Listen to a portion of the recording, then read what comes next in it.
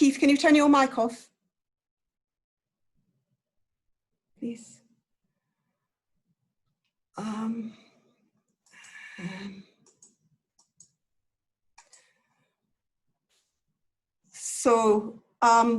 Sorry about that slight delay, folks.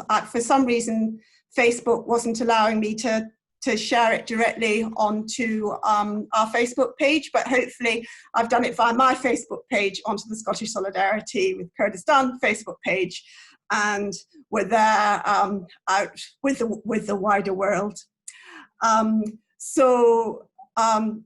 Lovely to be here again. This is just to introduce myself. I'm Sarah Glynn, co-convener of Scottish Solidarity with Kurdistan. Though I'm actually speaking to you today from my parents' house in Cambridge, but I don't think that's why Facebook's different. So welcome to our 11th Kurdish Tuesday. And we're very pleased to have today Ercan Ayboga to talk to us on ecology and cultural heritage, destruction and exploitation in North Kurdistan. So that's the Turkish bit. And at a time when so many people have lost their lives, I think we can sometimes lose track of attacks on cultural heritage and on ecology. But these attacks are really central to Turkish attempts to eliminate all that is Kurdish. And no one has been more persistent in highlighting and protesting these attacks than our speaker today. Many of you, like me, probably first encountered Ercan as one of the co-authors of the first detailed account of democratic confederalism in Rojava in northern Syria, which introduced a wider world to the hopes and possibilities that the Rojava revolution has brought. But in his campaigning with the Mesopotamian ecology movement, Ercan has had to inform us about wanton destruction by the Turkish state, so the other side of what's really an intense battle for the future. So this attack on ecology and culture that Ercan's going to talk to us about today, I think he'll be talking for about 30 or 40 minutes as usual, and then we'll open for discussion. So I'll hand over to Ercan now, if you'd like to unmute yourself. Can you unmute yourself, Ercan?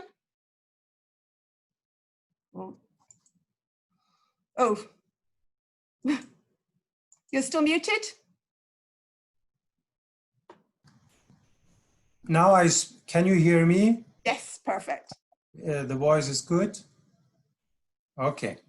Hello to all of you, good evening. Thanks for inviting to have this talk, to share our views and experience.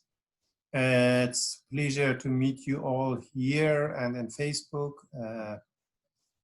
Great that you take the time to listen. Yes, I am from the Mesopotamia Ecology movement. It's a movement which one of the co-founders, and which is based in North Kurdistan, the Turkish occupied part of Kurdistan. Mesopotamia Ecology movement struggles for an ecological society in North Kurdistan and abroad, of course. It considers itself as a part of a globally ecology or climate justice movements. Yes, I will have a talk. I hope to cover many things, but then I'm happy to discuss with you if you have questions or opinions. I'm very excited to speak to you.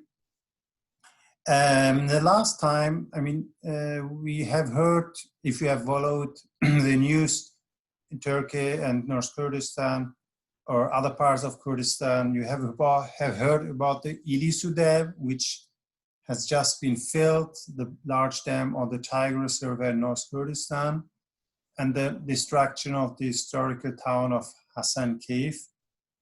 And you have heard about it. You have heard about the forest fires in North Kurdistan, which have been torched by the Turkish army. Then you may have heard about the cut of water from North Kurdistan to Rojava and other parts of Syria by the Turkish state. And in the last years, you have heard, if you have followed it, also the destruction of Sur. Sur is the old city of Diyarbakir. The historical original name is Ahmet. So these are 4 cases which are known among the Kurds, Turks in the Middle East, and people who are interested in this region and follow up what happens there. We consider the ecological heritage at a part of the landscape, of course. We treat it together. Cultural heritage develops on the land where we live, in or around our livelihoods by the humans. So we as the ecology movement, we also work a lot on the heritage which has been created by humans, which is called cultural heritage, for example. It's about history and the past of people. The ecology movement in North Kurdistan, maybe I would like to go a little back and speak about how the movement evolved and how to understand this movement, what it has done and what it wants to do. So I would like to speak about it, and then also about the cases of the destruction, ecological and cultural destruction mentioned in the title of this event. So maybe, I don't know how familiar you are with Kurdistan. I share with you maybe first 1-2 pictures. Wait a moment. So here you see a map of the geography of Kurdistan. It's along, this territory, here's Rojava, it goes down here to this region. As you see, it's a mountainous region mainly. There are some forests. They're not so intensive like in other regions in Europe or so, but there are on the south side, very desertous region. There are highlands. Kurds live here, distributed on 4 states. Here, evolve several rivers, especially the Euphrates, which starts here and flows this way to Syria and Iraq until Baghdad. And then we have the Tigris, which originates here and flows this way to South Kurdistan and Iraq. There are other rivers. Here's the One Lake, here's the Urmia Lake, and so on.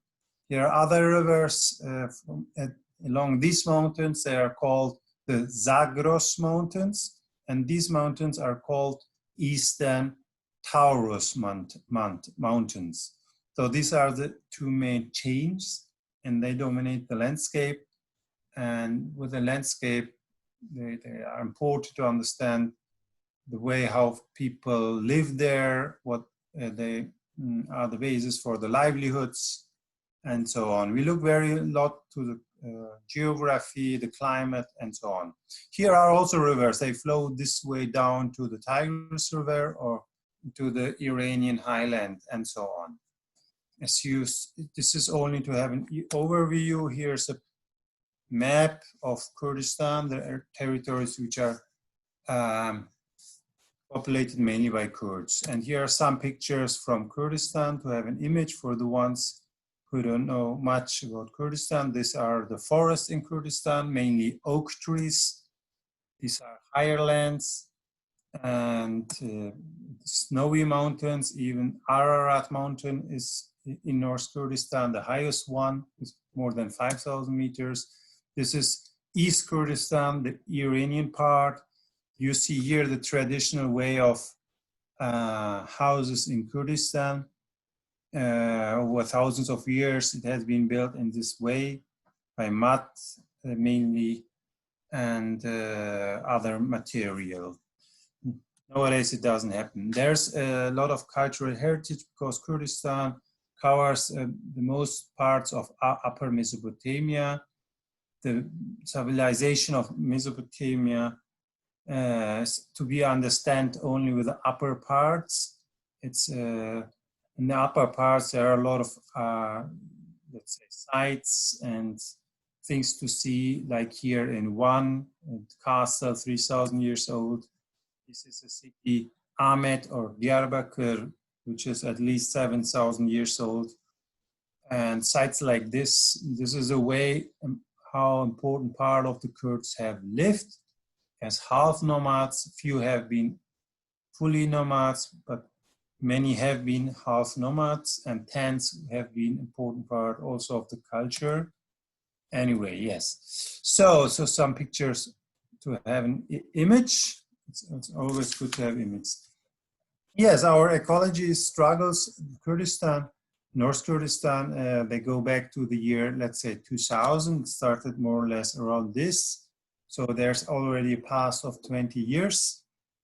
Kurdistan is a territory which has faced capitalism just 60, 70 years ago. It's quite new. Step by step, let's say the feudal traditional relations of living and producing have been overcome over time. The states, Turkey, Iran, Iraq, and Syria, they have started to build in the 70s some big projects, investment projects, dam, mining, and so on, and started to make the agriculture more industrial, and this started to affect the society dramatically, and the ecology, the nature, and the economic relation of Kurdistan deepened with such projects. It's not the only way, but these were important. There was no care by the four states about the cultural heritage in Kurdistan. I mean, there are some exceptions, of course, but there are also only exceptions. The states didn't care much. Only the ones which were obvious, very obvious, and internationally known, or which were interesting to develop tourism. So in the 90s, let's come back to the near future, present. In North Kurdistan, there was a dramatic change in the beginning and mid of 90s. 3,500 villages have been destroyed by the Turkish army in the war against the Kurds. 2 to 3 million people have been displaced from villages. And yes, and there started a kind of urbanization, but a lot of lands, especially mountainous regions, have been given up by the population. They concentrated on the cities and lowlands or plains, let's say like this. But many regions have been given up. So with this important knowledge, cultural knowledge, ecological knowledge, knowledge on agriculture, on construction, on other issues have been lost, knowledge on culture, on myths, legends. They got step by step less known in the Kurdish society. The assimilation deepened also with this step. Assimilation can be done easier in the cities, always for the occupying states. So, but in the 90s, the Turkish state has torched also many forest fires. We don't know how much, but more than 100,000 hectare forests have been destroyed. Kurdistan has not so much forest, as said. Fortunately, the forests don't burn so fast like now in California or so. Anyway, so this affected the society, of course, the landscape, the ecology, the animals, the plants. So this was also the moment when the Turkish state used nature the first times near, let's say in the last decades, as a tool to oppress rebellious people the Turkish state used it against Kurds. Internationally, it's also said kind of modification of nature. So they've tried to burn down forests and landscapes like in Vietnam, like the USA did it in Vietnam. It was an example actually for them. And they did it with, especially with the US and German weapons. So anyway, but the plans from the Turkish state to use nature elements or the modification of nature or constructions against Kurds, rebellious Kurds, is older. So already in the 30s of the 20th century, there have been plans to, let's say, to fill valleys, to displace people, to disconnect people, to control territory, and to oppress potential rebellions. So yes, so Turkish state's approach on Kurdistan can be also characterized with this. Anyway, so let's go a step further. In 1999, as many of you know, let's say the armed conflict, the war in North Kurdistan stopped. Also, when Öcalan, the leader of PKK, has been kidnapped, PKK declared ceasefire and implemented it, and there were years of no war, but also not of really peace. Anyway, so it was many years there was not this kind of, let's say, destruction of forests or so. People have not been displaced violently by the Turkish state. But what happened is that after 1999, especially after 2002, the Turkish state and companies started to spread or intensify investments, economic investments, projects, dams, mining, big roads, more industrialized agriculture, and so on. So this affected the landscape of North Kurdistan dramatically. 2000 was a time when the Turkish economy became fully neoliberalized, and there came up a lot of money, also international money, and they invested everywhere and all over Turkey, including North Kurdistan. Yes, the destruction by this investment is at least dramatic, like the destruction by war in the 90s, I would say, maybe even more. So it was also but this was the time when our ecology movement came up in the 2000s. And in the beginning, there were different singular movements. The most known one are the struggle against the Ilisu Dam on the Tigris River and the dams on the Munzur River in the province of Dersim. Dersim is more in the north of Ahmet. It's in the basin of the Euphrates River, and there's the river Munzur. These two, the struggles against these dams have been important to develop a critical consciousness concerning the nature, the relation of people to nature, of people to cultural heritage. So people started more than ever, I mean, especially the activists, politically interested people, but also ordinary people, other people, to think about it. Do we need so many dams? Do we need all this investment? Is every investment from the state good? And before, the people always said, the big majority, the states should invest and create jobs. This is typical for Middle East or many regions of the world. And the Turkish state was a state which dominated the economy activity a lot. I mean, they did the investment by themselves directly. Now it's not so much the case. They led to the private companies. Anyway, so the people started to criticize this approach, and we as activists, we criticized it already very early and said this is not the way. There must be other ways to have water and electricity, energy, and a better life. It's not through this systematic, dramatic destruction of nature or its exploitation. So the discussions came up, people started to read, to exchange also with Turkish, some Turkish ecology movements. And just in this moment, the Kurdish freedom movement declared a new political concept after years of discussion. As I said, 1999, the war stopped.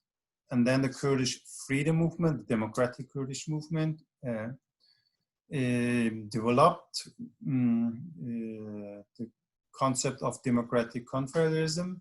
Abdullah Öcalan declared it from the prison. He's still arrested, and the leader of PKK in January of the, let's say, democratic Kurdish freedom movement. And this concept said a lot of things, but summarized its view on 3 pillars. And it's democracy, radical democracy actually, which goes beyond parliamentarism. Second one is the liberation of genders, and especially liberation of women. And the third one is ecology, to build up an ecological society. It was surprising that ecology has been mentioned. The women movement was already growing a lot in these years. Actually, in the 90s, it became very strong among the Kurds, but ecology was a new way. And this allowed us to make, let's say, to struggle easier. I mean, all the ones which struggled and requested, let's say, a more ecological society. So there were a lot of discussions after 2005 until 2010, 11. The discussions continued until the Kurdish freedom movement in North Kurdistan really started to think what means to be ecological in a society which goes beyond, let's say, the discussion of being ecological or environmental as we have it in the Western states. So yes, and this discussion occurred. And these were the years of, I mean, we were discussing it, but at the same time, as I said, we faced a lot of ecological destruction by all these thousands of projects, which also affected the cities. And but at the same time, we developed more and more our perspective to become really a more ecological society. So maybe at this point, I will show more pictures. Wait a moment, please. So, okay. Maybe I share here some pictures. So here, oops, a moment. Yeah. Here you see, for example, the existing and planning dams. Actually, this is not complete. You see how many there are. You see the situation at the Euphrates. It's completely flooded. The Euphrates, the river doesn't exist anymore. There are artificial lakes, one after another. And it's a picture of the 90s. Actually, just now we experienced it as well. And here's a picture of Hassan Cave. It's below, and you see how much it affects. It's a site of 12,000 years. And the struggle was long, 20 years for this site. We could stop the Ilisu Dam several times, but in the end, the Turkish state was able to complete it. In 2009, we stopped, for example, the European finance. Also in the UK, there was a campaign against this dam. Here you see demonstrations. These were the first demonstrations, let's say, related to ecology discussions in the Kurdish society. So it's quite new compared to other, let's say, states around the world, especially in Europe, where you had probably already in 60s or 70s some struggles like this. This is the Munzur River. This is a lake of one dam. one dam has been constructed, but the other 6, 7 have not been destructed. There have been, until now, successful to stop these dams. The society there was much more stronger to fight these dams and were quite successful. As you see, half of the population joined these demonstrations. Here's a mention of democratic confederalism. Yes, this is what I want to show. 2011, we organized Ecology Forum as a, let's say, step of these discussions. We said we need to go further, and we organized this forum. Here you see some shopping malls in Diyarbakir, Ahmet. So some big cities of North Kurdistan, you have also these pictures. Huge, it can be anywhere in Turkey. You don't see something typical for Kurdistan or so. And they affect, for example, the small shop owners. They affect the way of living of people, the intensification of consumption in a way which is not, which goes over the needs. Yes, and sorry, there are other pictures. But anyway, so in these years we discussed the ecology, and so one thing we said, what means to be ecological for us? To have it very simple is, not simple, very exact or simple, yes, to say it is, the first point is to save animals and plants, the ecosystem. They are for us very important, and not only for us, they are for them important. They are also living beings. This is the first point. Second is to save the earth and the climate. The climate crisis is a big issue as everywhere, and we face it in Kurdistan also. You see here a drought, which affects Kurdistan, but all the Middle East. So we experience the effects already for 20 years. It's not new, not like in Europe where it's dramatic in the last 3 years. We have dramatic situations for 20 years. So then the next point is to fight for a healthy life, health in terms of care, but it's also about psychology.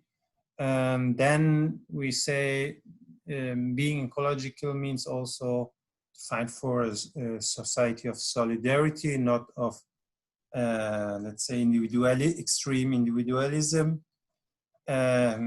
These are the points which motivate us to struggle in the ecology movement and beyond. So the ecology movement, let's continue, aimed to say the ecology movement should be important as a women movement in Kurdistan. The movement has become really strong, as you likely know. It's not only one of the 3 pillars, it's in the practice, in the political actions. The issue of gender liberation is everywhere present because the women's getting more and more organized. It's one of the main contradictions, we say, in the Kurdish freedom movement. And we want also that all the people in the society of Kurdistan say, whatever we do, whatever we discuss, ecology must be criteria.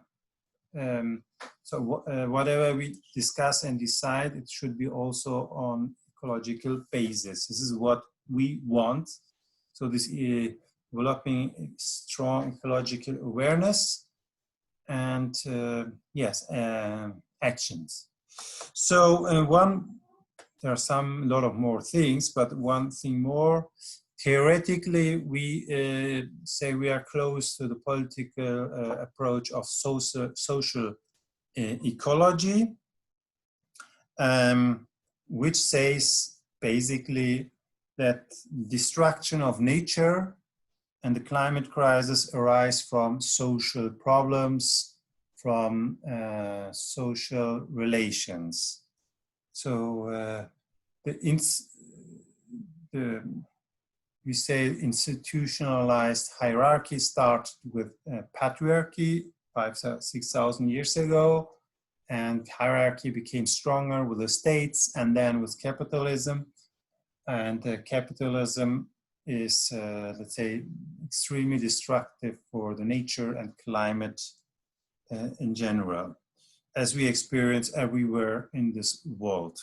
So I don't want to speak too much about theory, but basically this, and we say each struggle for us, each small struggle is important. Of course, capitalism, can say capitalist modernity is the source of this destruction, oppression. That's true, and that's important for us. But also each struggle, even small struggle, for a more ecological, social, equal life is important.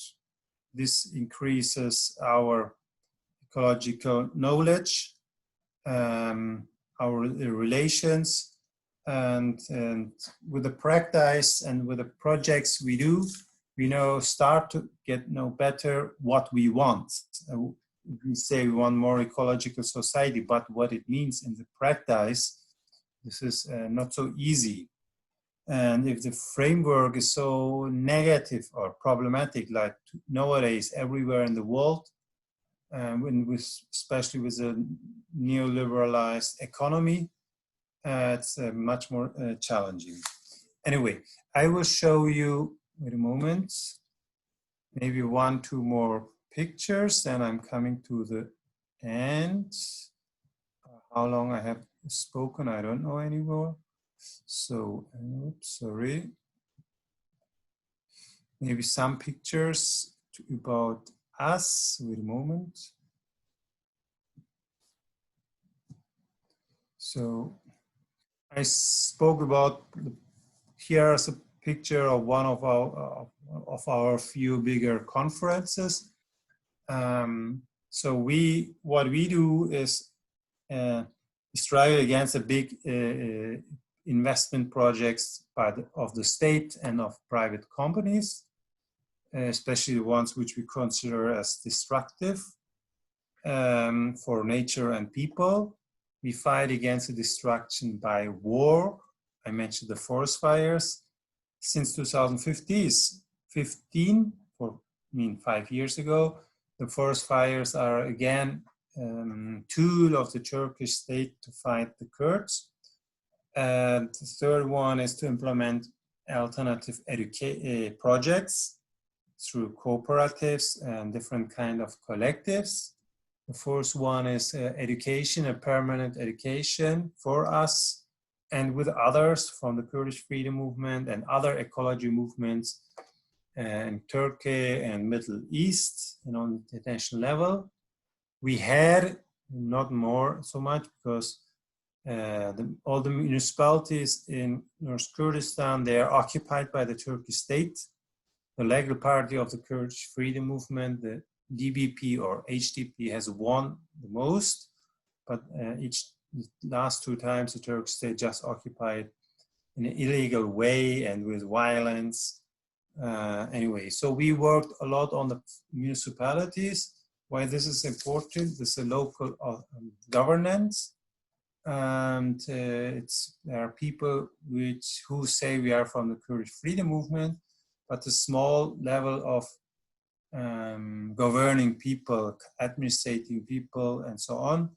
And we want to do it. We fight with others in the Kurdish freedom movement, like the women movement or economy movement, to have a more social and ecological municipalities. So this is an extreme challenging issue. Here, some more pictures. This is a picture of destroyed forests and gardens around the village in the north of Ahmed. We have visited it. Sorry. I don't know whether there are any more pictures. There's some problems, sorry. Maybe you'll see it.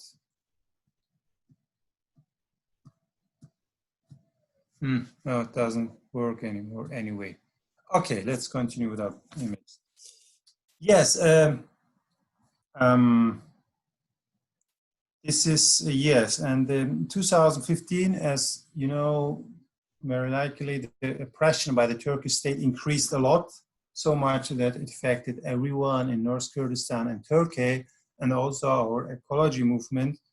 This oppression for 5 years, is extreme oppression, is one reason why the Turkish state was able to complete the Ilisu Dam, for example, and to flood Hasan Cave and 199 other villages.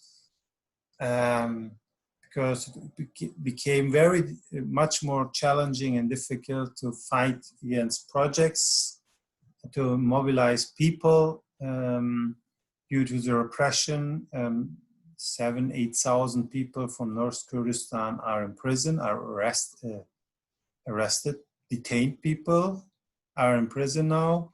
It's a huge number, and many activists, thousands of activists had to leave North Kurdistan, but still there are a lot of people continuing with the struggle, also from our ecology movement.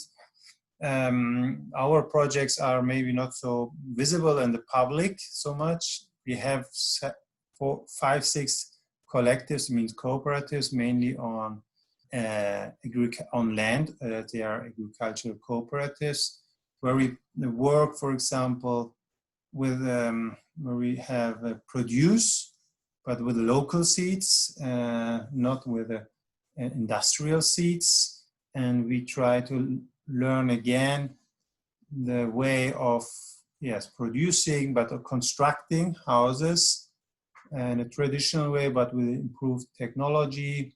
We do education at the sites. We invite other people to come there, other groups, activists, interested people.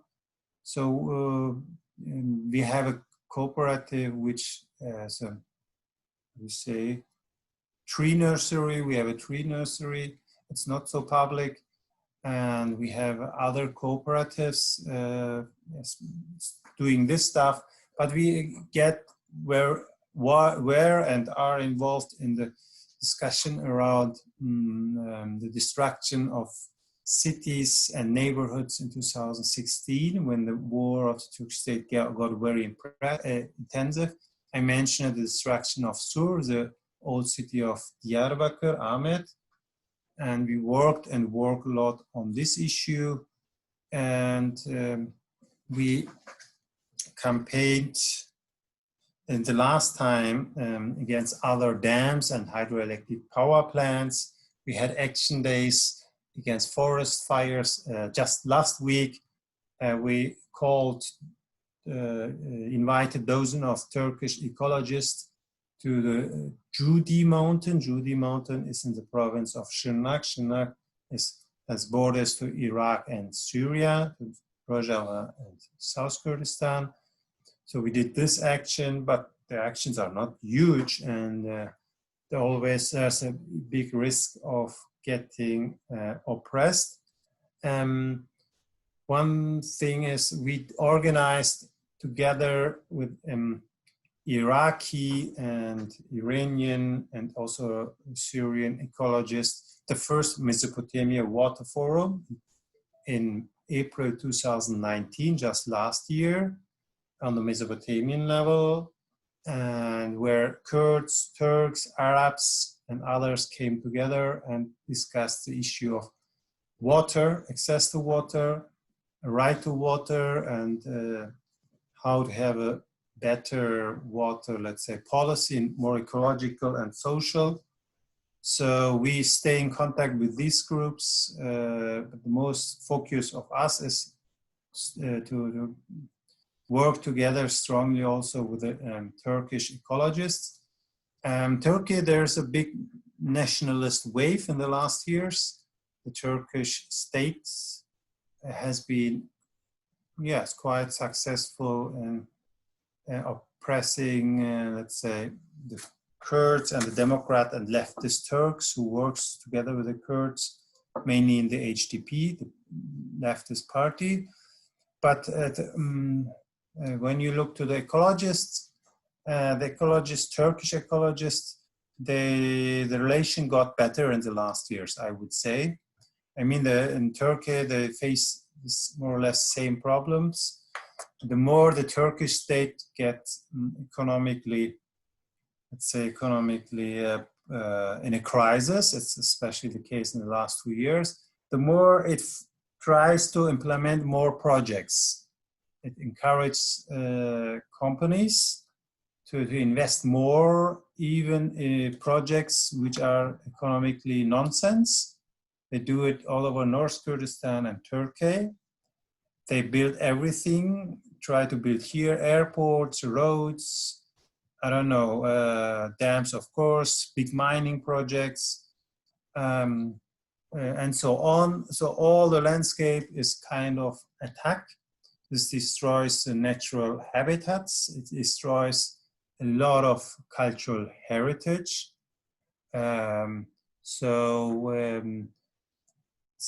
This is the crisis, economic crisis, increased in a certain way the destruction of landscapes, of cultural and ecological heritage in North Kurdistan. This Turkish state can still mobilize some capital for Turkey from international level. Some states like Germany or UK, with their companies, they are interested just to invest in this time because it's easier to impose their conditions on the Turkish government, which seeks for investments. I explain this to understand why the ecological and cultural destruction has been so intensified in the last years. In the case of North Kurdistan, everywhere in the state of Turkey, there's this destruction, extreme destruction.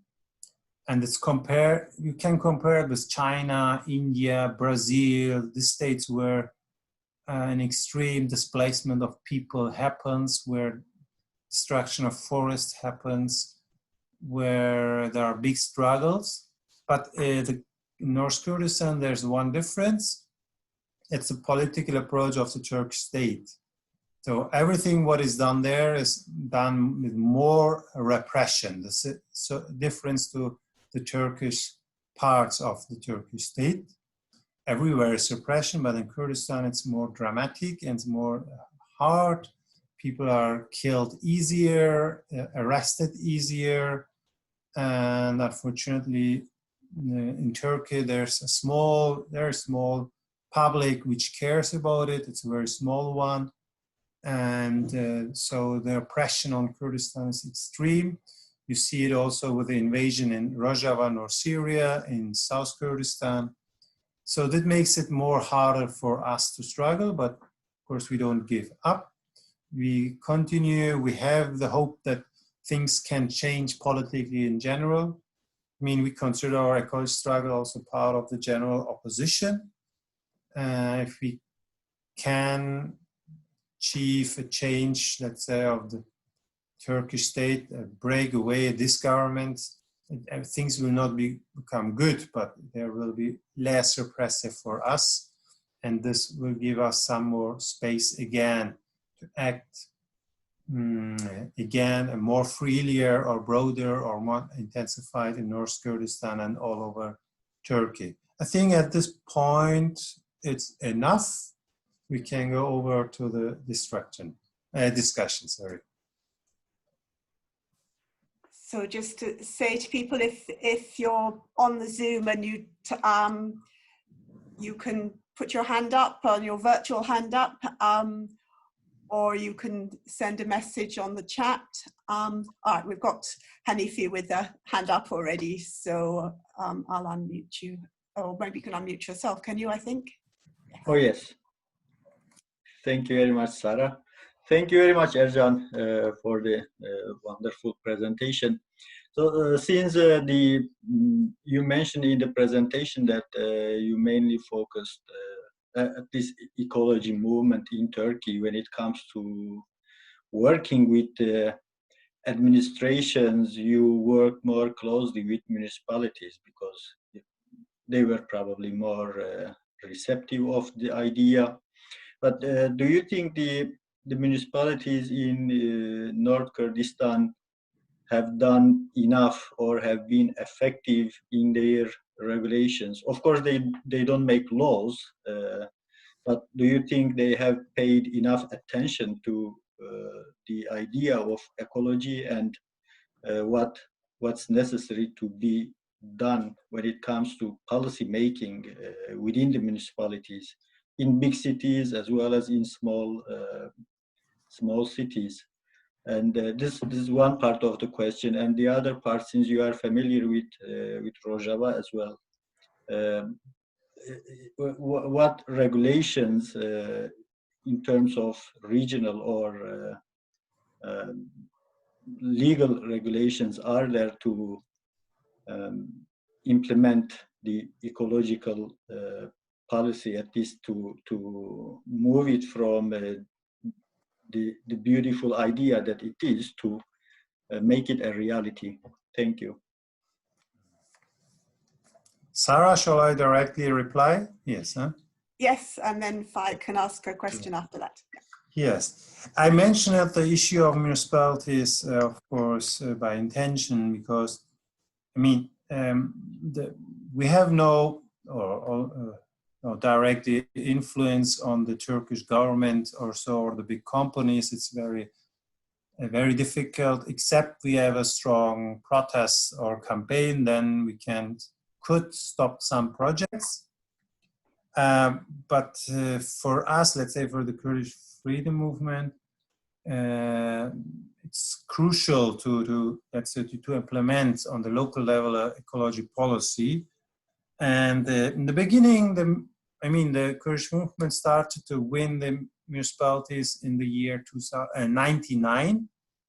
So there's a pass of more than 20 years, and they improved. Of course, it was a step forward, also first in democratic and second social way, and also on the issue of, let's say, ecology. I mean, the cities became more healthy, more clean, the water was drinkable, and this stuff. This has been done, and there was really city planning and so on. And there was not much gentrification in the cities under HDP. There are a lot of good issues, things which have been much better even than in Europe.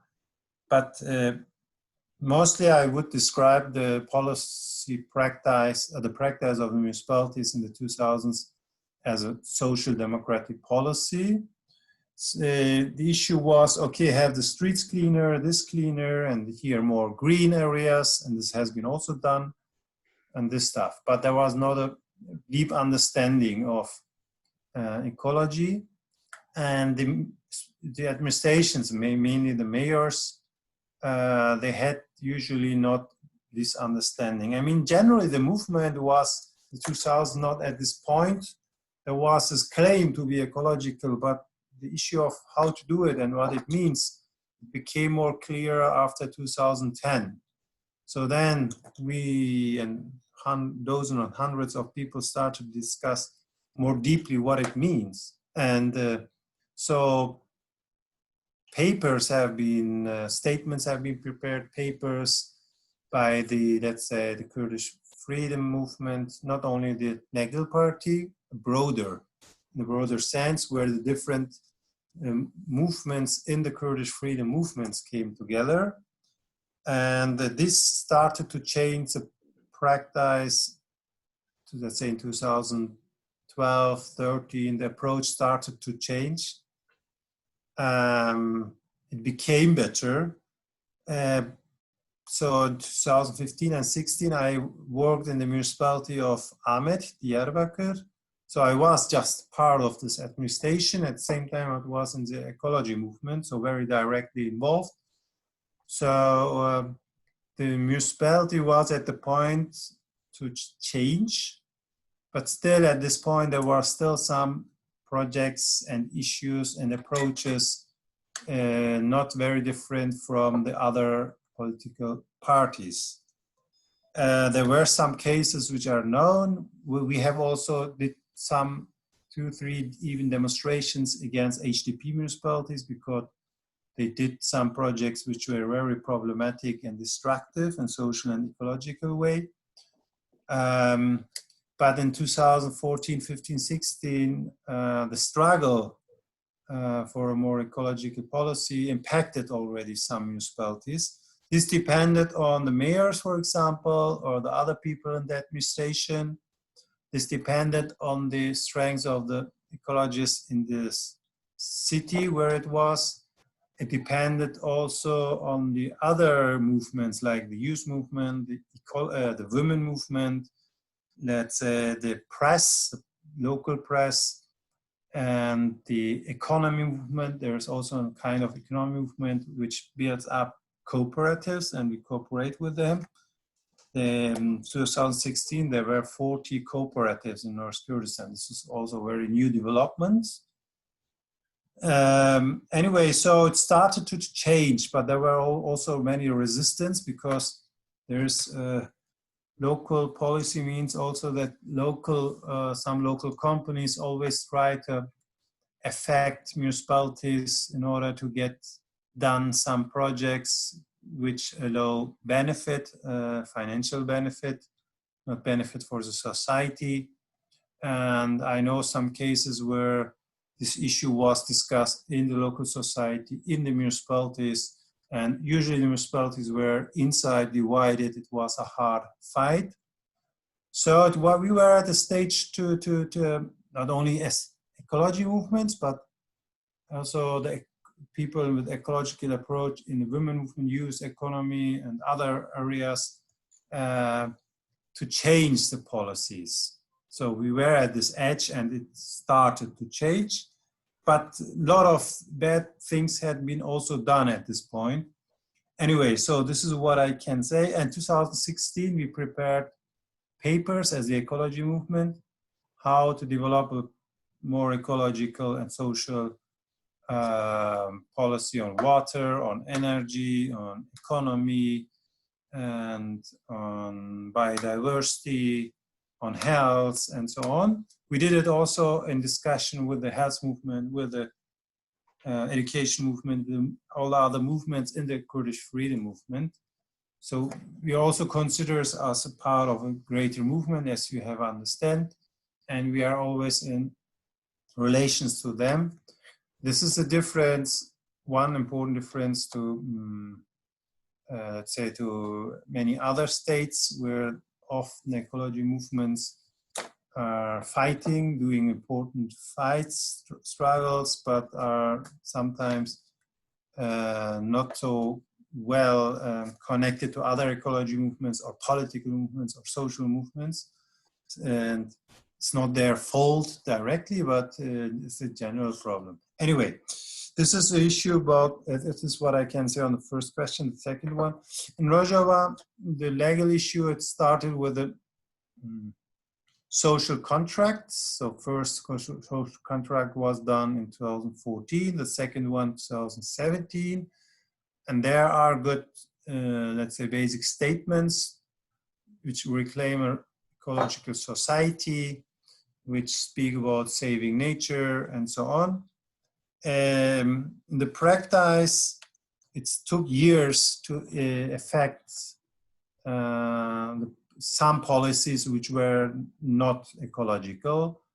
The big problem, I mean, very early in Rojava and the liberated areas, people start to make the cities cleaner, more green, really more green, more healthier, more solidarity. But the ecological dimension was missing. And the big problem there is, let's say, garbage is one issue. The other one is oil. I mean, the society economically is dependent a lot on the oil which exists there. And the alternatives to create the alternatives to oil. This is a big issue. If you want to develop a more ecological society, it means how to find other ways of energy sources, how to organize better mobility, heating, and so on. I mean, the oil it's an easy way to solve this needs, to meet these needs. But there were starting in the last 3 years, especially the discussions how to change it. So some singular projects have been done. I was there in 2017 last time. The discussion just had started intensively. The campaign Make Rojava Green Again as an output of this. The projects which are implemented in the last years get an ecological dimension. The women movement is very aware about this issue. Whatever they do, they have these ecological principles in a very strong way, more than the others at least. The economy movements which set up a lot of cooperatives, 150 or more in North and East Syria, maybe meanwhile more than 200. They have also ecology principles and they try really to implement it. I could follow some. The agriculture started to change, becoming less industrialized. So things started to change. Rojava became more greener. They started to produce more their own food. And mobility, public transport is becoming stronger and this stuff. So it's the legal issue is maybe not very strong. There are not enough regulatories and laws, but they are developing slowly, but they are developing. Some movements do it already, as I said, with the women movement and economy movement. Even the health movement is aware about it. Yes, I mean, the big problem is the war and the embargo, of course, but it's not, you cannot justify everything with this. Yes, I mean, I'm looking very positive what can develop in Rojava and other parts of northeastern Syria in terms of a more ecological society, because there's really growing awareness about this issue. Thanks very much. So Faik, and then after Faik, Paul, but you can answer each question. Are you okay with answering each question as it comes up? Because I think it's okay. Yes. Very maybe a bit shorter. I'm speaking a lot. Yes. Faik. Yeah. Hello, everybody. I know Ercan for a long time that he's struggling for ecology in especially North Kurdistan, and especially on Hasan Cave to prevent the Ulusu Dam project. But unfortunately, now Hasan Cave has been flooded. I don't think that it could be flooded if it was in France, for example, or in UK or Germany. What was the main reason that we could not make it a part of general global ecological movement, and we could not stop it? What were our weaknesses, and what could we do more to prevent flooding of Hasan Cave and others? Because there are some other projects that can be more destructive in North Kurdistan, in South Kurdistan, in Rojava, etc. So I want to know what should be done in order to be more effective and bring this struggle to as a part of a more global struggle of ecology. Yes. Faik, first hello to you. Yes, I mean, this questions comes in the last 1-2 years a lot to me and others fighting against Ulusu Dam, why it could not have been stopped. But I think there are a lot of issues, but I think the main issue or main reason was that the directly affected population didn't get involved enough in this struggle. So I mean, the people's fighting against Ulusu Dam is where mostly people in the cities around the Ulusu Dam site, like in Diyarbakir and Batman, and also some people from Hasan Cave. But the most people supported us in our struggle. but they didn't really get involved in a good level. There were some demonstrations, many of them joined, even thousands, and in the statements they said we are against it, but we were not able to develop a kind of network organization where they could have been an active part, very active part, and take the issue in their hands, and where we could say, okay, we are not directly from this region, and we will get not the main organizers, we will get the supporters of these directly affected people. There were too few from the directly affected people. This is the main reason, I think. The ecologists in North Kurdistan and other people, political activists, they didn't give a focus too much on this issue. There was an approach to affect the general public of Turkey, to get support from, let's say, famous people, artists or politicians or so, or to start courts, legal cases to stop the Ilisu Dam. Some said we must do more researches and so on. Also people from from Batman and Diyarbakir, people from different social organizations. But there was a certain awareness to make the people more active, to encourage them. But in the end, too few people did the work on the ground. This is the main reason. Then there was another reason is that the political oppression and the people at the grounds, some wanted to do more, but there was oppression, and they were feared to get involved, to stay against the dam from the villages, because these people experienced in the 19th a big state terror campaign, and many relatives have been killed. In the Ilisu Dam site, there are 199 villages, and 80 of them have been destroyed or depopulated in the 90s. So a big number. So a lot of people were very frightened. This is a second issue, but the main issue is this issue what I said. And then there are some other aspects, like in 2009 we stopped the European finance, and then in 2011 the struggle became weaker from our side. And so for 3-4 years, the struggle was quite weak. And these were important years. We missed them. That's another aspect. So just in with the year 2015, our struggle became again stronger.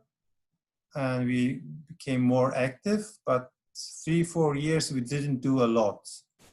So these were the years where the construction of the Ilisu Dam progressed a lot. So this is my opinion. The dam could not have been stopped with international protest so much, I don't think. It could have been more, but I don't think, because the Turkish state became meanwhile very repressive, and it started to become a regional actor and so on.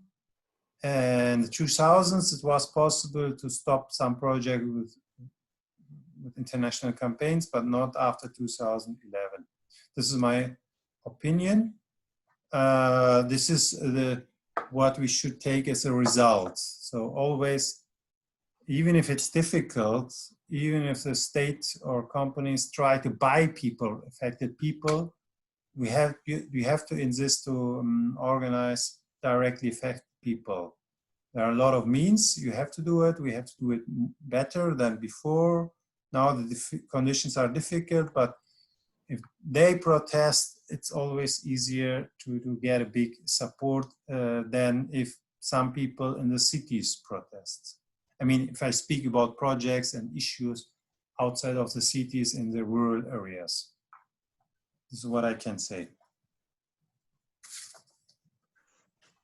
But what I would like to add is the Ilisu Dam and Hasan Cave issue is, I mean, we struggled a lot in the beginning, and the long time it was not a bad struggle, and we created a lot of awareness. So the Ilisu struggle is a crucial struggle for North Kurdistan to initiate all the many discussions which led to the setup of the Mesopotamia ecology movement and to grow the ecological awareness. Okay, let's continue. Excuse me, why it was not a big problem for UNESCO, for example, that a 5,000 historical city is being flooded? Not a big problem for UNESCO because we did not see enough reaction from there as well. Hasan Cave is not on the list of cultural sites. I know, but then UNESCO actually says, I don't care much about the sites which are not on my list. yeah. Okay. So many people wrote to them. We did in 2012, we did a big signature campaign and wanted to hand over. They didn't want to meet us even. And when we spoke to them several times directly, face to face, they said, yes, we are really sorry, but it's not on the site. This is the first thing. The second one is that, and UNESCO didn't want to get in conflict so much with the Turkish government. This is also an additional. They could have done a bit more. They could have done some statements, public statements. They never did a public statement about Hasan Cave. It's a site of 12,000 years, and independent research say that it fulfills 9 of 10 criteria. UNESCO has 10 criteria. There are some sites in this world which fulfill 5 criteria, but no one more than 5. So it's a very specific site, but they did not even want statement.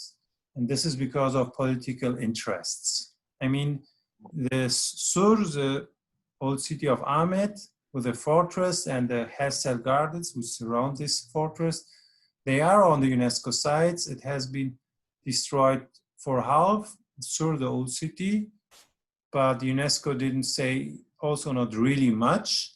Very late in the decisions, they said we are very concerned and what Turkey does is not so good, but very late when the destruction has been completed. Yeah. There are also political interests.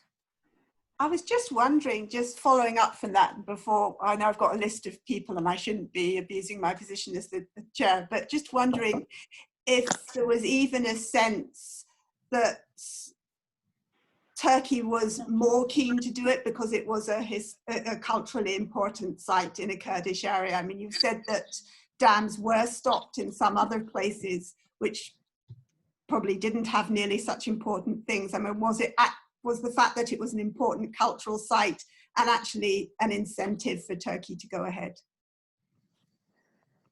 I really didn't get the question. Why Turkey? Sorry, was Turkey more keen to go ahead and not to stop it because they actually actively wanted to destroy this important? No, I don't think this is the issue. The Ilisu Dam is a strategic dam for the Turkish state.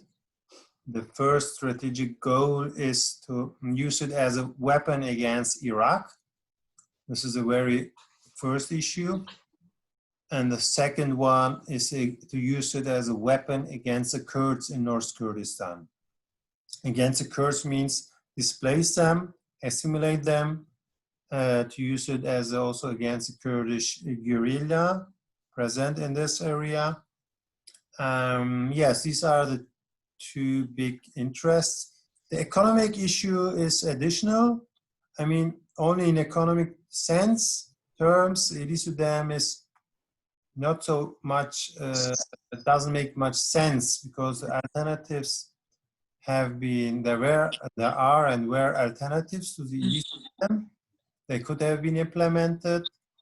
and the economic output without this dam and with other measures and projects could have been much more, instead of produce this electricity, which, I mean, the dam will operate maybe 50 years or so economically, and then that's it. Anyway, so they have invested the 3 billion euros, as far as I know, 3 billion euros. This is official figure, which we know. And yes, that's the issue is not to, by intention, destroy Kurdish, the Hassan Cave, because it's in North Kurdistan. Actually, Hassan Cave, it's a site where you find heritage and monuments from Kurds, but also from Arabs, especially from Assyrians, even also from some Turkish old states or empires, from Armenians, I don't know, from 20 cultures. For the Kurds, it has a special role, of course, because it's in the center of North Kurdistan. But if you go archaeologically, there are so many traces from all over the people in Middle East. Even the Romans, they have some traces, and so on. Yes, I mean, the geostrategic issue was the dominant one why this dam has been completed. Also, it has been stopped 5 times in total. And one more issue about the Idisu Dam and Hassan Cave is, I think it's the case also for other dams. My opinion is that each dam can be removed, that each dam sites with its reservoir can be restored, renaturated. It's a big issue, it's a big project. It takes many years and some resources, but this is possible. Maybe we cannot have the old Hassan Cave if we one day, hopefully, the Idisu Dam is removed, but we can again restore or save a lot of the cultural heritage in this valley. It's not only Hassan Cave, there are hundreds more sites and we don't know much about them. Thank you. Paul, and then Stephen, and then Hanifi again. Sarah, do you mind if I go on your list, because I don't have hand up facility and you've disabled the chat? Oh, is that okay? Yeah, sure. I don't know why you don't have that. Yes, absolutely. You can go after Stephen because Hanifi's already had one go. So Paul, okay. Stephen, Julie, Hanifi. Thank you. Rojbash, Mr. Ayboga, thank you for your wonderful presentation. So I wanted, my question relates to some of the questions of organizing space that you were talking about, and contrasting Rojava and Bakur. And you answered much of the question about Rojava, but if we look specifically about Bakur, and in terms of a specific implementation of ecology, whether it's classical ecology or the Bookchin and Öcalan inspired social ecology. So can you contrast the differences? Because in Rojava, ecology maybe, or the sense of ecology was very recent, but there was this freedom of organizing space that, if the autonomous administration is in control, you don't have this oppressive occupying nation state to block everything, all of these initiatives, versus Bakur, where unfortunately you don't have that space. So I was wondering, in terms of the movement strategies for overcoming many of these impediments that the Turkish occupying nation state is putting as blockades, as impediments to your implementing the MEM's agenda. And second of all, what advocacy can be helpful to pressure the Turkish nation state to back off on the repression and help create more organizing space for you and for the MEM? Okay. Hello to you, Paul. Yes, there's a difference, which you mentioned, between Bakur and Rojava. Bakur, I mean, is North Kurdistan. North Kurdistan, we have a very repressive state. In Rojava, there's actually no state or all, but there are impacts, but it doesn't exist physically there. And we have a an own political entity. Despite embargo and war and so on, you can take the decisions. But the society of Rojava also is not very homogeneous, and not everybody is 100% behind the revolutionary process. There are different, also some other circles and peoples, especially outside of Rojava and the many Arabic regions. The political diversity is much more higher. So we don't read it maybe much so much. Anyway, but in Rojava, the issue is let's say the political activists, most of them, not, I don't say everybody, they have a growing ecological awareness, and they, if I speak to them, they see the contradictions and they say, yes, we have it, and the autonomous administration is not corrupted or lobbied by companies or so, or by other forces. And this is the case usually with the states and nation states. There are usually big companies or holdings or international or national, whatever else, and they oppose their agenda and come on always with big projects. This is a difference of Rojava and Northeast Syria. So if there is a, let's say, that will and also consciousness and the readiness of the big parts of society, many interesting projects can be implemented, or new processes can be initiated. It's much easier. And Rojava is a good example for it. For example, so the economy movement and also others in Rojava, Northeast Syria, they discussed over years to say, hey, we must produce our own vegetables. Why we import it? It doesn't make sense. 50, 60 years ago, we produced much more vegetables, but with the industrial agriculture initiated by the Syrian state in the 70s, it got lost. So over the years, it took some years, but then the farmers especially, but also people in the cities started to produce plant their own vegetables. And now, important part of the vegetable need is met in their own territory, and the big success, I would say, that makes it so the self-sufficient society. In this sense, some steps are taken.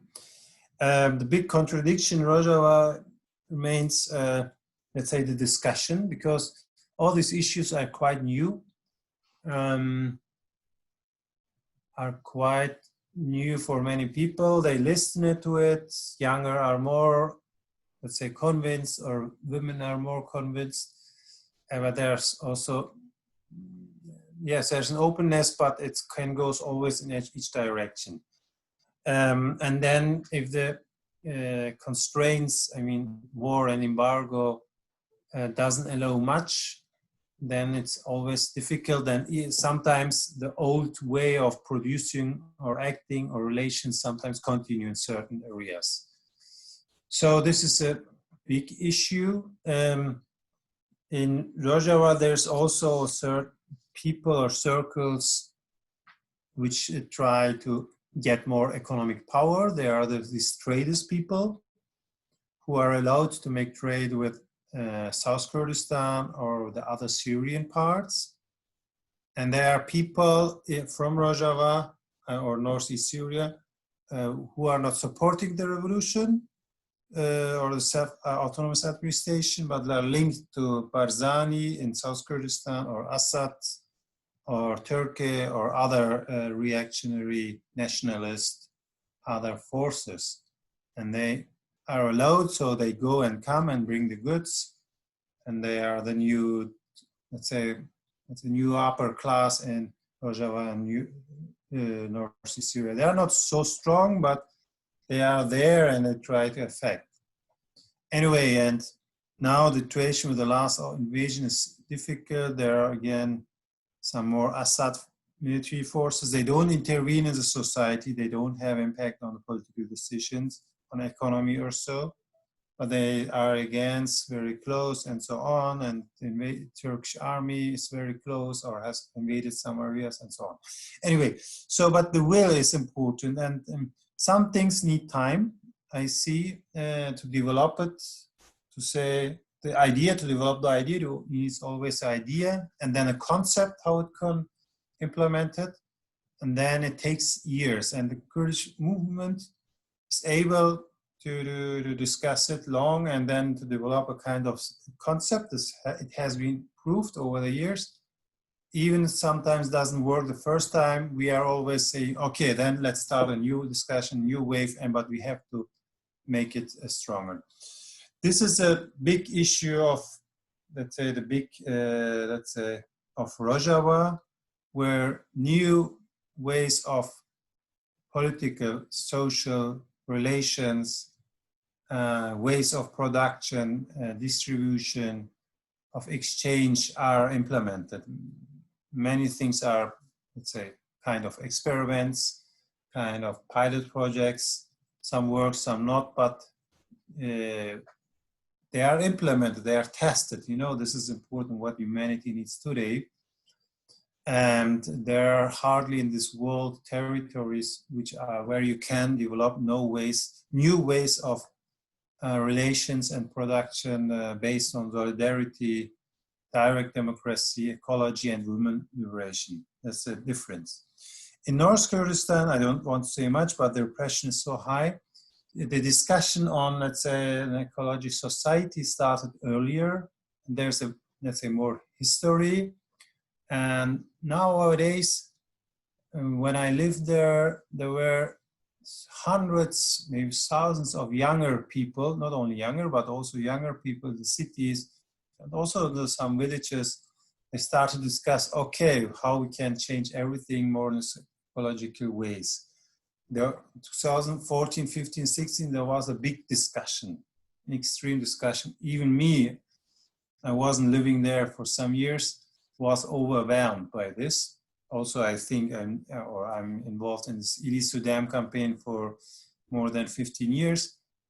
So there was a big wave and big interest, and a lot of discussions following up what's going around the world. And people want to implement something, small projects, big projects, or other wants to fight. And there's a big interest. And not only among these, let's say, some thousands activists or ecologists, but also, let's say, among the political society, or let's say, the parts of the society close to the Kurdish freedom movement start to criticize issues in the society from a social perspective, from ecological perspective, because it experienced the destruction of the landscape, of important landscapes, habitats, of cultural heritage, of relations of solidarity. So start to get aware with the discussions and to say, hey, things are not going well here. Why this happens and why the municipality does this. So North Kurdistan, I think there's also a good basis to go to develop more ecological projects, movements, and the relations if the repression gets weaker or so, if we have again more free space. Yeah, but what we can learn from North Kurdistan, I mean, is to set up projects and ways of organizing. They both are interesting, North Kurdistan and Rojava, I would say. And they're both very interesting cases, but what you said is important, the difference. And to pressure what we can do from outside, stay in relation with the ecologists, exchange is the first thing, discuss what can be done. Sometimes there are campaigns or so, or calls, they can be discussed. Is supported with signature, but that's not the main issue. The issue is to stay in contact, to read, to share what you do. I mean, we still are know how to say about some aspects of an ecological society where we have not done so many discussions. There are some issues which, let's say, other regions of this world have discussed much more than us. And we are learning, continuously learning from others. But not, meanwhile, we can say, okay, we have also something to share. Thank you. And going to hand over to Stephen, and just to say, you can now actually communicate with me. I've made it so if anybody can't put their hand up and would like to speak, you can chat to me. Okay, thanks, thanks, Sarah. Ercan, thanks very much for your talk. It was very interesting. It's really sad about what's happened with the Elistri Dam. I visited the region in 2002, and it was a beautiful site. It would have been a mecca for tourists if it had been allowed to develop in that way. But it's sad to see what has happened there. The question I wanted to ask was in terms of the ecology, it was about global warming and climate change. In Scotland, we're preparing for the COP26 meeting, which was taking place in Glasgow this November, has now been postponed because of COVID to next November. And civic society, the environmental movement, trade unions are preparing for next year by trying to lay the ground for being able to influence the conference. And part of that is about getting international voices heard. So from our perspective in Scotland, it would be really important that your voice, the ecology movement, the Kurdish movement, is heard within the context of that United Nations discussions about climate change. Because I think the kind of projects, the kind of movement that you describe, I think has a lot to contribute to the discussion throughout the world in terms of how we address ecology, how we see ecology as part of a movement for social justice, ecological justice as much as social justice. So I think, so I wanted to ask about just to what extent is climate change a feature of your project there, and how do you see, how would you ask, how can we assist you to be in Glasgow when the COP26 finally meets next year? So, hi, Stephen. I'm not sure whether I got the whole question, but I hope it. Anyway, at first, I said Kurdistan, Middle East is one of the regions in the world affected dramatically by climate change. The ecology movements in Kurdistan or Turkey or Middle East, they discuss ecology, climate change or climate crisis issue in a different way, a certain different way than in Europe, for example. In Europe, many movements call them now climate justice movements, or the climate change issue is in the focus.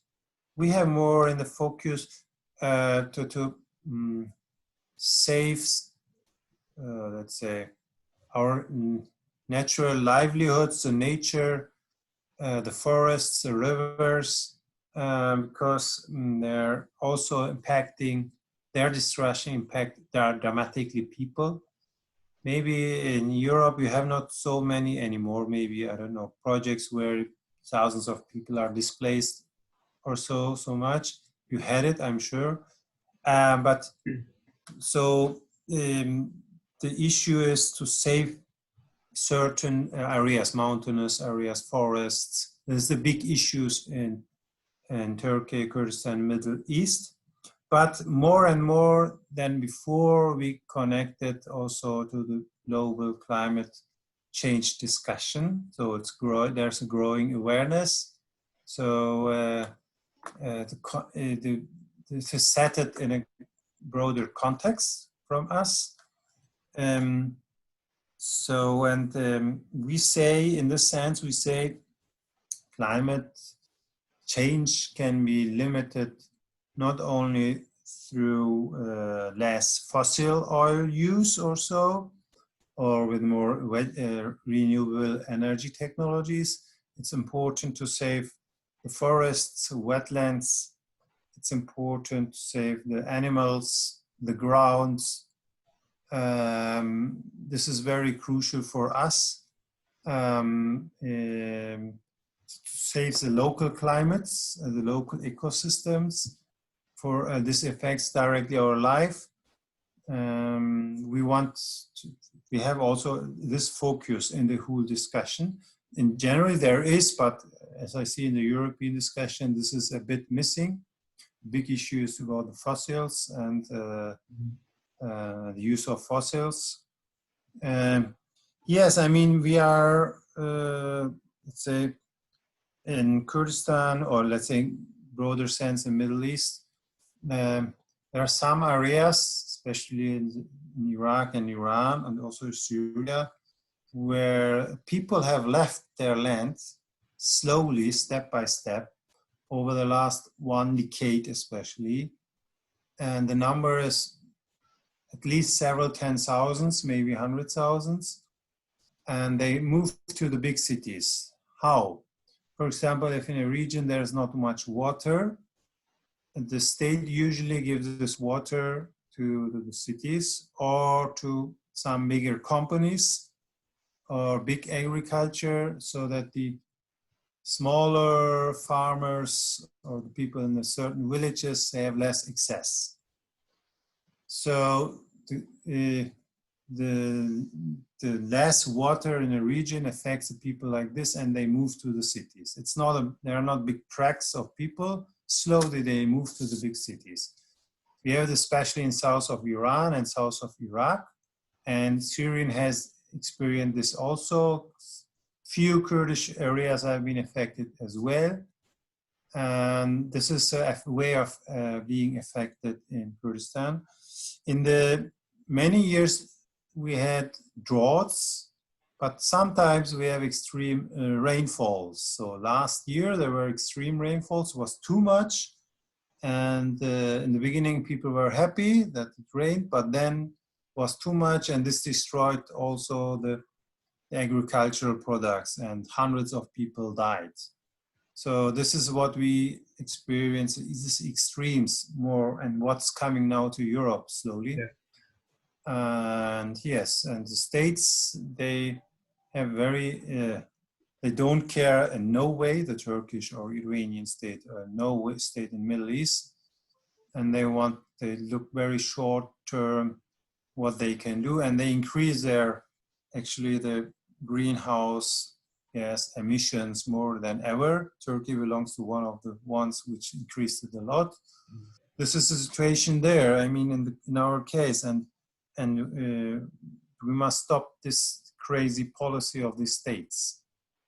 I mean, the focus, I don't know, it's a big discussion about this called emerging countries. Turkey belongs to them. And they are the ones which increase the greenhouse emissions a lot in the last years. And they speak about, of course, about, how to say, that they didn't emit it so much in the past, but the industrial states did it, so they have a right to do it. It's a discussion which is, in a certain way, you can understand it, but they have not a good intention. They want to do it to raise political power, to increase economic exploitation. That's why we say, no, you don't need to do it. Why you want the right to emit 20 years and then to come back to a lower level? It's something, it's crazy. They must stop it now. This is our call. Thank you.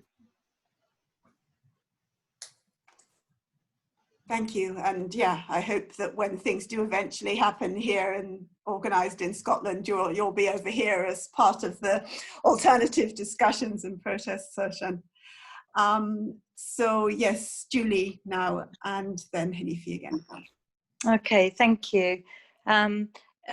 It's great to be here as part of this discussion, because I went to Hassan Keef last year several times, and at short notice, to be part of the to be part of the protest, to be part of the big jump. Also, I spoke about this in the European Parliament, in the debates, and I also wrote a letter to the Dutch company who were implicated as one of the contractors. And there are a few things I want to comment on. Well, actually, first of all, I just want to say it's really lovely to see Faik here. I'm really missing you, Faik, because always when I was in Strasbourg for the plenary, we did things together. And so it's very sad that the UK has given up its position of influence. Anyway, I was on the Culture and Education Committee in the European Parliament, and I was even vice chair of that committee. But culture is low on everybody's agenda.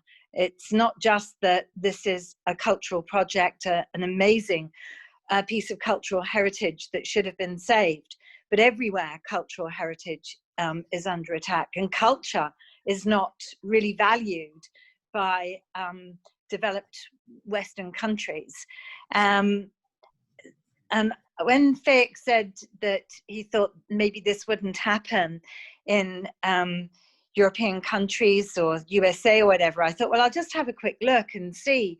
Well, you know that Aboriginal caves that are 46,000 years old were destroyed in Australia because Rio Tinto mining wanted to extract the uranium or whatever they're getting from out of the ground. That even recently, a church in Germany was destroyed because of a local mining operation.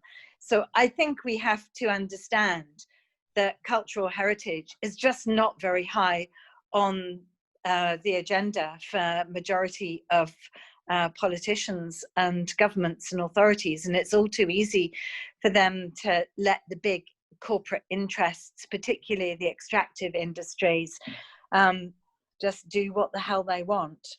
I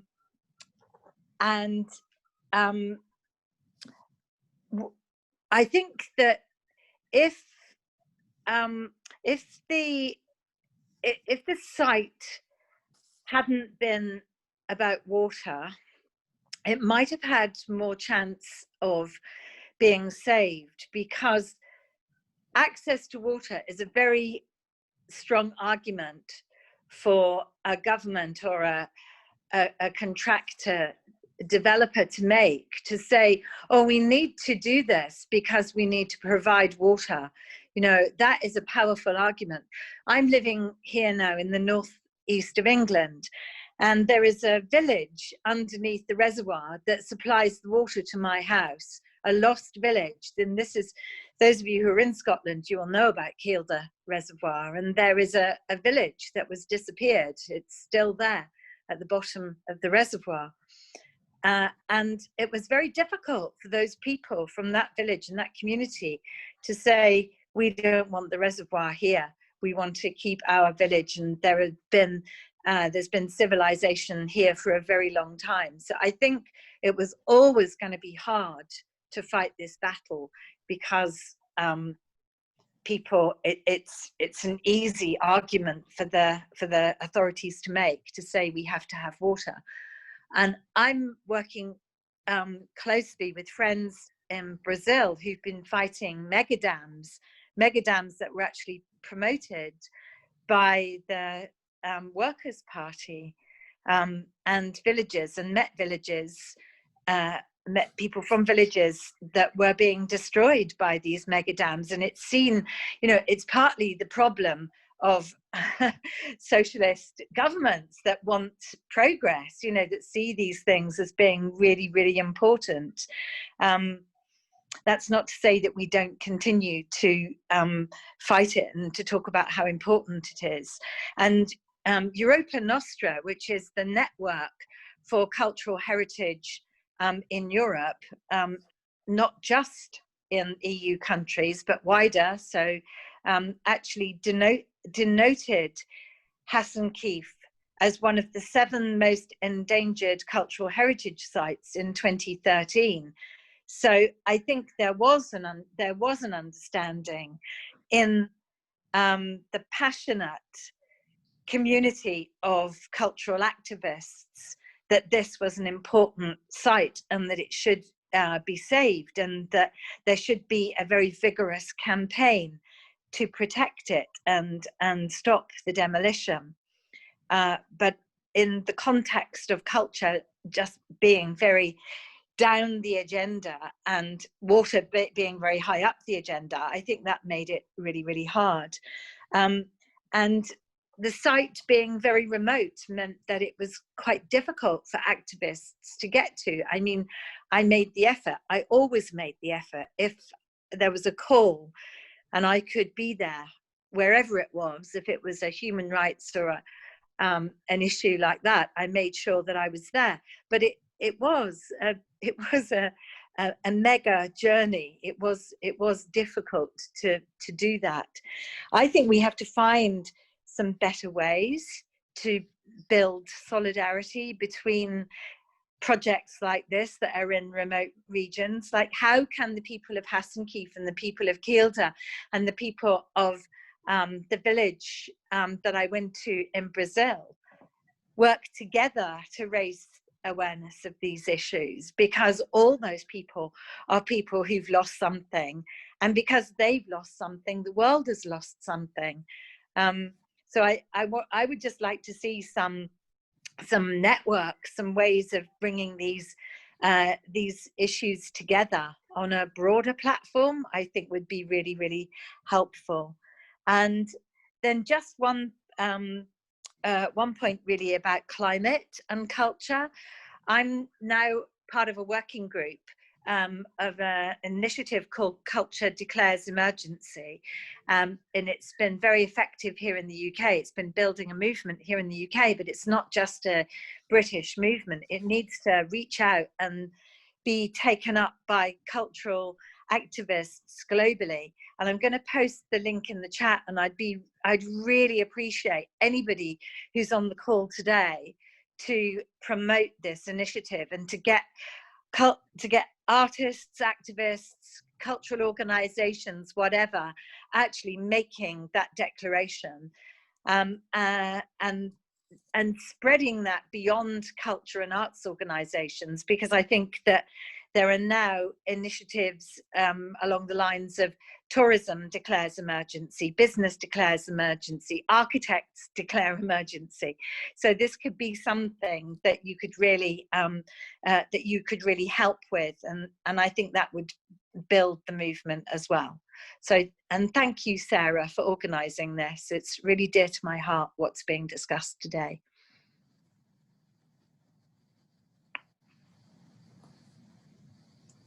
Thanks very much, Julie. I'm very aware that we've taken quite a lot of time. I was going to suggest that, Hanifi, if you've got a very short question, maybe you could just ask it now, and then Chan can respond to those and give some final words. Does that sound all right, Ercan?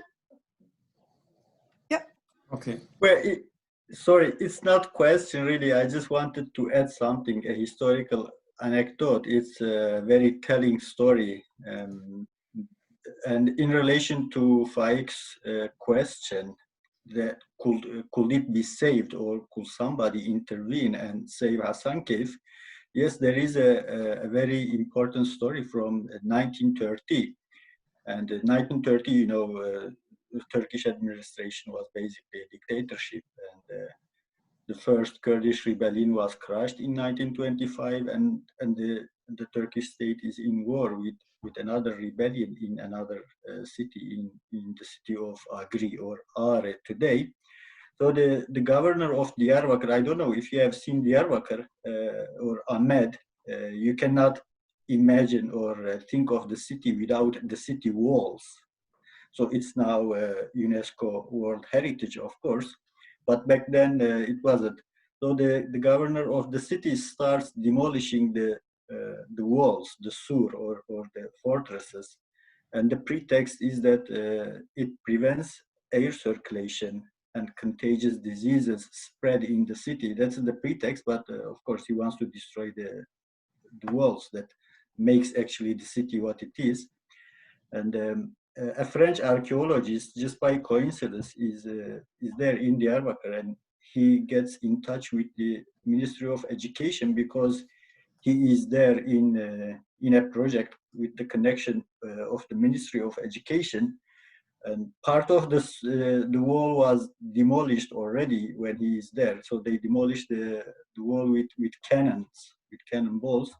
So he reaches to the Ministry of Education in Ankara, and he reaches to the president back then, Mustafa Kemal, and he actually prevents the demolition of the walls.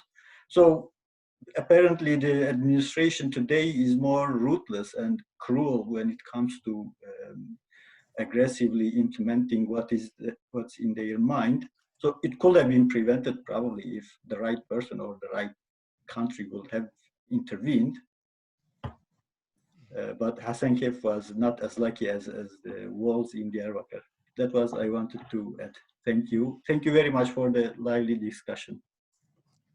Thanks, Hanifi. And Ercan, would you like to respond to those and give us some final words? Yes. Yes, it's a pleasure always to speak about the issues on which I work. Here I would like to greet Julie. Julie was indeed last year twice in Hasankeyf. We did calls and she came, and it was important that she came to Hasankeyf. It was summer, late spring, early summer. And there, last year, we had for half year or longer, a strong campaign in Turkey, a strong, really strong one. Kurds, Turks, hundreds of artists, several political parties, and others, dozens or hundreds of NGOs or social movements did statements against the Idisu Dam, and they came to Hasankeyf, and there was so much activism. It was the last big effort, and for weeks or months, it was one of the bigger agenda, even in Turkey. So yes, it unfortunately we couldn't stop it last year. There was a hope, and it was the last moment where we did it, and this moment she came. And it was important for us to say here. Yes, we follow up the issues of Ilisu Dam and Hasankeyf. There are many other Hasankeyfs in North Kurdistan and the Middle East to be saved. Hasankeyf is very crucial, and we consider the destruction of Hasankeyf and the Upper Tigris Valley as a kind of a cultural genocide. Yes, there's still a lot to be saved. I mean, in terms of nature and cultural heritage, this is important, and the struggle must go on. Still, each struggle bears the potential to change many things in the society. So even a struggle around a small issue or small project can affect sometimes so many people in a society. You never know it. You never know nowadays how important parts of the society reacts to certain political developments. Despite the issue with the repressive Turkish state, which is still in power, and the authoritarian approaches in many other states and governments must keep up. Last years, despite the oppression, we could improve our relations with Turkish, Arabic, Persian, and other ecology movements, very new movements and groups, small organizations in the last years, and it's developing slowly, but it's developing, and this gives hope and develops a common perspective for this region. So despite, yes, the distraction, the oppression, the climate crisis, there's always something to win in this world. Thank you for listening. Thank you. Thanks very much. Thanks everybody for their questions. And everybody else who's been watching on Facebook as well.